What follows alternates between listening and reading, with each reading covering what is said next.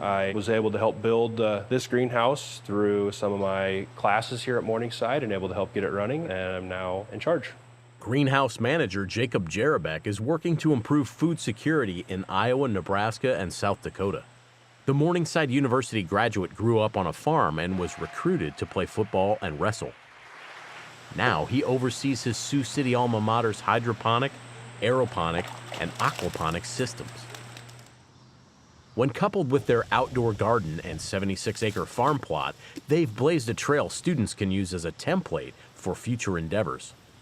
We're kind of doing our own trials with everything and comparing results, and we have students that are actually able to use that data and break it down and use it in classes, so they're not just using some random textbook data, they're actually using greenhouse produced data as well as the actual produce that we're harvesting.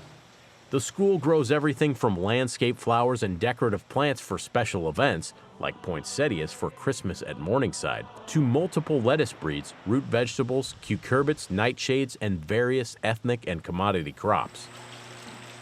We try very hard to help find the context for students to learn. When students are working on something that's authentic, that's real, it means something different than if it's just a theoretical exercise. Dr. Thomas Paulson is professor and dean of Morningside School of Agriculture and Aviation.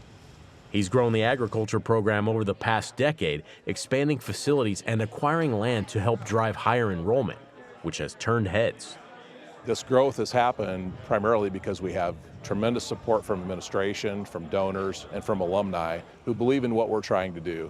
And that's really to try to bring an experiential learning opportunity to our students that's authentic and helping to solve the problems that we see in the real world. With our outdoor facilities, we recently partnered with Siouxland Food Bank. Around 2,000 pounds of produce has been delivered. In addition to filling local charity coffers, Jarabek has helped monetize fresh greens by supplying local restaurant and grocery outlets. But his year-round commercial ventures are rooted in school grounds. We went from getting a few baskets of things a year to hundreds of pounds, thousands of pounds of produce.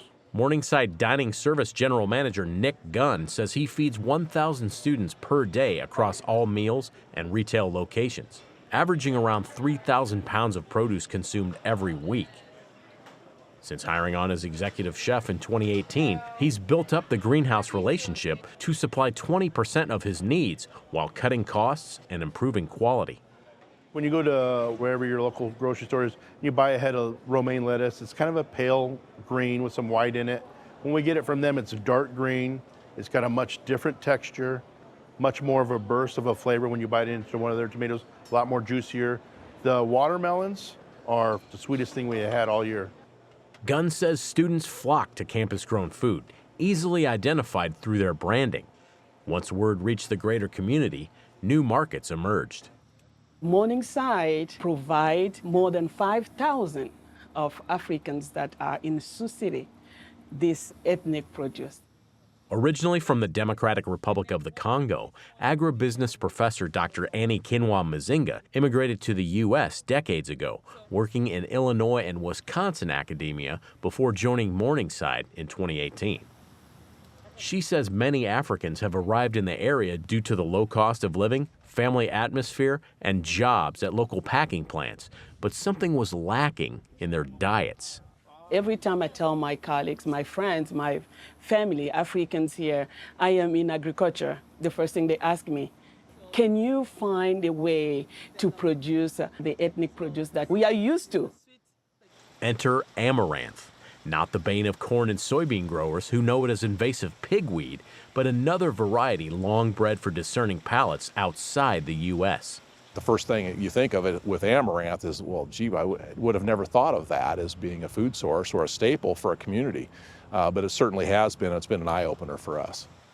I grew up with amaranth, and I wanted to show my students that they are people also who are facing food insecurity because they are not used to American food. So they have to learn. But at the same time, it will be good for them also to have something that they are used to. While Morningside's greenhouse grows and harvests some 30 pounds or more of amaranth monthly, their outdoor garden bursts at the seams with it, and several other African crops including sour and cassava.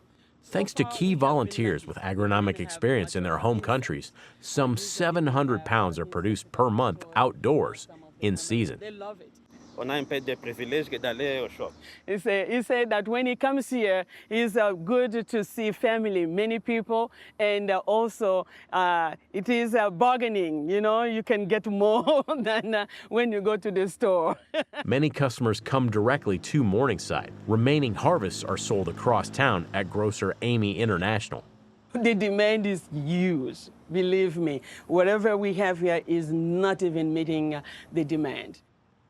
Dr. Paulson says Morningside graduates should come away from the program with a broad, adaptable skill set and ingenuity with respect to value-added endeavors. We talk to our students, we say, you know, is there room for you to go back to a family operation? Sometimes there is, sometimes there isn't, unless they create another stream of income. 2.335. I would hope that some of our students would become entrepreneurs. I think there's a lot of opportunities for folks in the Midwest, you know, especially in the state of Iowa and Siouxland area, to be able to meet those kinds of needs. It's a different approach, but it could be done. For Market to Market, I'm Josh Bittner.